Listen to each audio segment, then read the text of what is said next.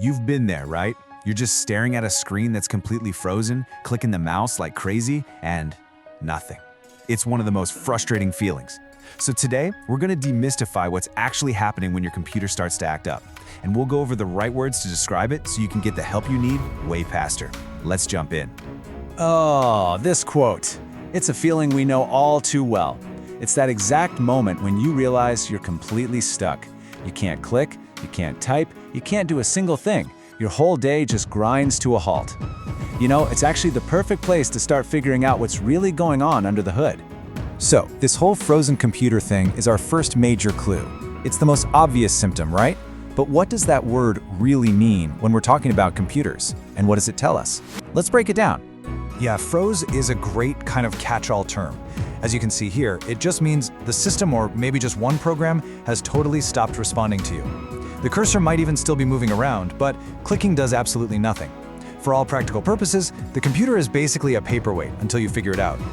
But see, frozen is pretty specific. Sometimes the problem is a little more vague.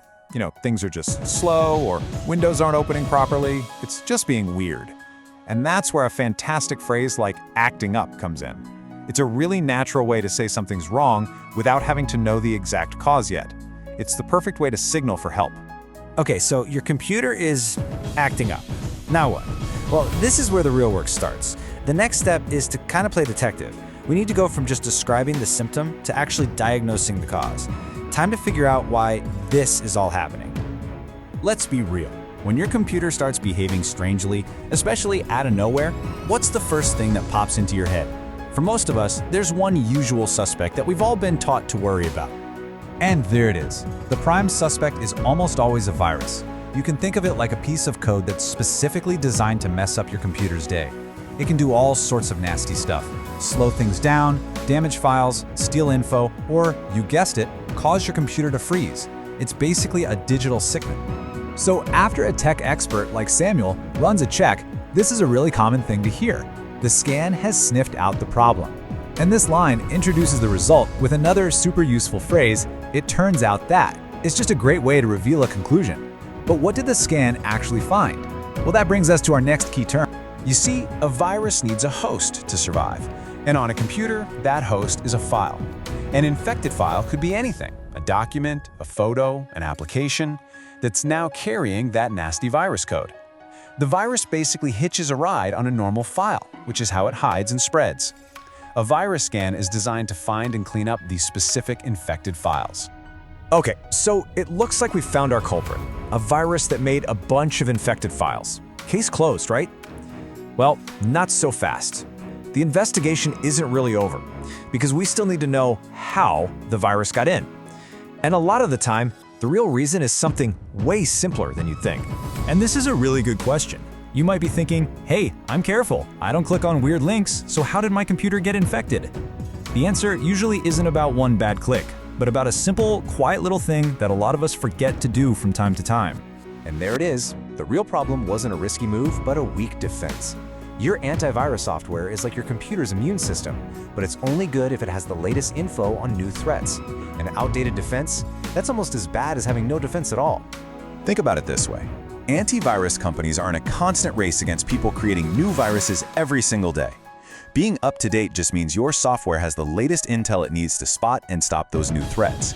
If it's not up to date, it's like having a security guard who's working off an old list of bad guys. The new ones can just walk right in the front door.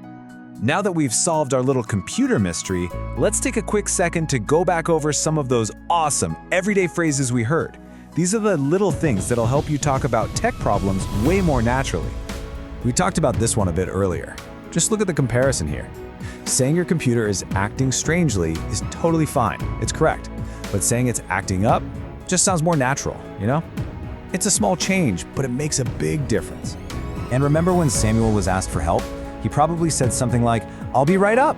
This is a great example of a super flexible and useful expression.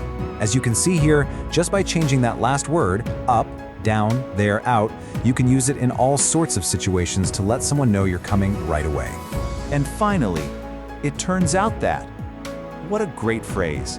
It's perfect for when you're about to reveal a surprising fact or the final answer to something. It kind of signals to the listener that you're about to share what you've discovered. It's a simple way to add a little storytelling punch. All right, now that we've gone through the problem, the diagnosis, and even some of the language, let's put it all together. We're going to create a simple, practical toolkit that you can use the next time your computer decides it wants to have a bad day. Here it is, your simple 3-step plan. First, just identify the problem. Use that clear, natural language we talked about. Second, run a virus scan just to check for any infected files. And third, and this is probably the most important one, make sure your antivirus software is totally up to date. Seriously, following these steps can solve so many common computer problems. You know, it's so easy to assume the worst when our technology starts failing. But as we just saw, a lot of the time, the solution is much simpler than we think. So the next time your computer acts up, remember to check the basics first. You might be surprised how often the simplest fix is the right one. Thanks for watching.